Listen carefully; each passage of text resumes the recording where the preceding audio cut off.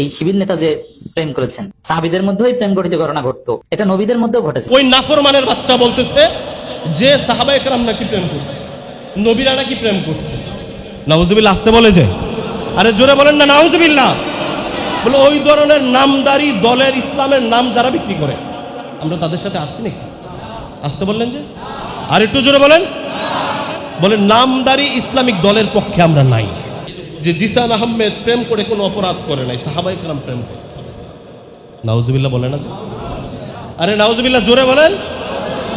আরে সাহাবায়ে কেরাম হইছে সত্যের মাপকাঠি, যাদেরকে অনুসরণ করে যদি আমরা চলি আমরা জান্নাত পর্যন্ত যাইতে পারবো। আপনি নাম দিবেন ইসলাম, কাম করবেন আল ইসলামিক, সেটা কি মানা যায় না? সেটা মানা যাবে? বলে আমরা ইসলামের উপর আছি, ইসলামের উপরে থাকবো। কথা ঠিক? যদি ইসলামের বাহিরে আমার বাবা যায়, বাবারও মানি না। ইসলামের বাহিরে যদি আমার ওস্তাদ যায়, ওস্তাদকেও মানি না। ইসলামের বাহিরে যদি আপনার খতিব সাহেব যায়, আমারও মানা দরকার। কথা ঠিক না বেটি? ইসলাম আছে, আমরা আছি। ইসলাম নাই, আমরা সে যেই হোক, ইসলাম সবার আগে। এই সমস্ত বাটপার্সিটার থেকে একটু বাঁচায় চলি। কিন্তু আমরা তো ইচ্ছা করে নিজেদেরকে ইহুদিদের সাথে মিলাই। কথা ঠিক বললাম না ঠিক বললাম? গত জুমায় ওয়াদা করেছিলেন যে আমরা বিনদেশি ইহুদিদের জার্সি আমাদের গায়ে লাগাবো না, ইহুদিদের কোনো পতাকা আমাদের বাড়িতে লাগাবো না। এখন তো দেখি যে অনেকেই লাগাই দিচ্ছে। আপনাদের এলাকা রেখে দেন, বাংলাদেশের অনেক জায়গায় যাচ্ছি, দেখি মাথায় মাথায় আর্জেন্টিনা ব্রাজিলের পতাকা। তার মানে কি? তুমি ইহুদিদেরকে মোহাব্বত করে সেটা বুঝাইতে চাইতেছ। কথা ঠিক বললাম না ঠিক বললাম? আরে চিন্তা করে, এই পতাকা লাগানো অবস্থায় যদি তুমি মারা যাও, মালাকুল মউত যদি তোমার জান কবজ করে আল্লাহর কাছে যায়, যে আল্লাহ জিগাইব এ কার লোক রে, না দেখো আল্লাহ কার লোক তো জানি না, বাড়ির উপরে একটা আর্জেন্টিনার পতাকা দেখিয়েছি। আর্জেন্টিনার একটা পতাকার বাড়ির উপরে দেখিয়েছি। আরেকজনে গিয়ে কবি দেখিয়েছে উল্লা রঙের একটা পতাকা দেখা।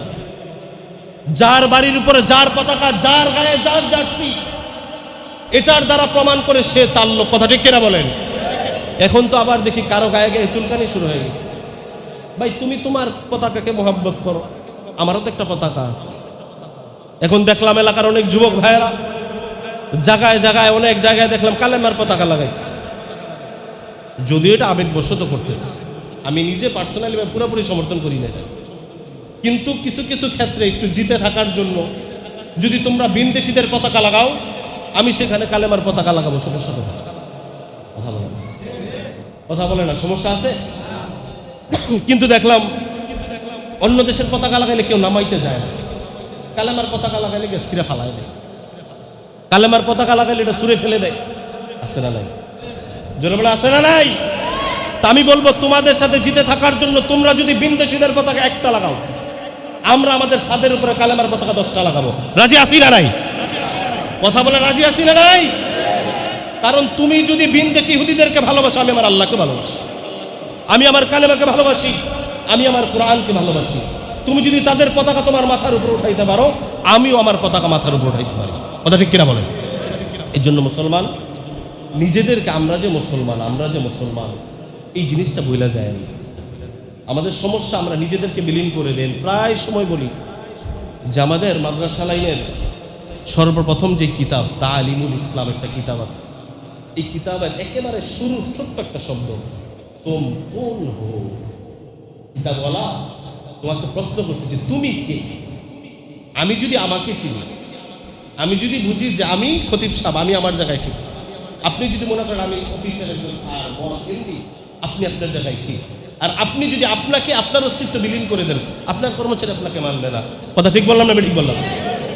তুমি মুসলমান, তুমি যদি তোমাকে বিলীন করে দাও, ইহুদিরা তোমাকে পাত্তা দিবে না তো, ইহুদিরা তোমাকে মূল্যায়ন করবে না তো, তুমি তাদের সাথে মিশবে না, তাদের সাথে চলবে না, কারণ তুমি মুসলমান। আনা মুসলিম, আমি মুসলমান, আমি একজন মুসলমানের সন্তান, আমার একজন রব আছে, আমার একজন নবী আছে, আমার একজন কোরআন আছে। আমার তোমাকে মানা দরকার নাই। আমি নবী মুহাম্মদকে অনুসরণ করব, আমি আমার আল্লাহকে ভয় করব। জীবন চালানোর জন্য একটা কোরআন আছে, কোরআনকে জীবন বিধান বানায় নিব, আল্লাহ আমাদেরকে জান্নাত পর্যন্ত পৌঁছায় দিবেন। কথা ঠিক কিনা বলেন? এই জন্য সমস্ত তন্ত্রমন্ত্র বাদ দিয়া, ইহুদিদেরকে অনুসরণ বাদ দিয়ে কোরআনের পক্ষে, ইসলামের পক্ষে, নবী মুহাম্মদের দলে আল্লাহকে ভয় করে চলতে রাজি আছি না নাই?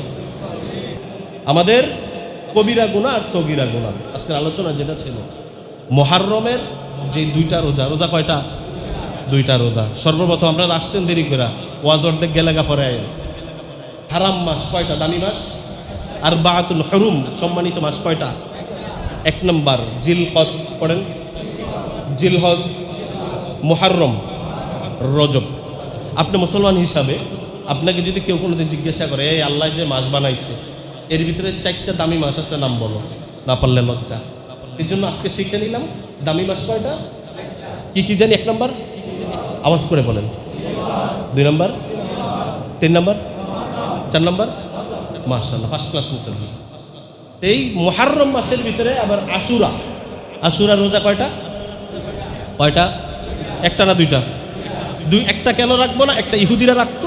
2টা কেন রাখবো? আল্লাহ নবী 2টা রাখতে বলেছেন। যদি মুহররমের রোজা রাখি তাহলে ফায়দা কি?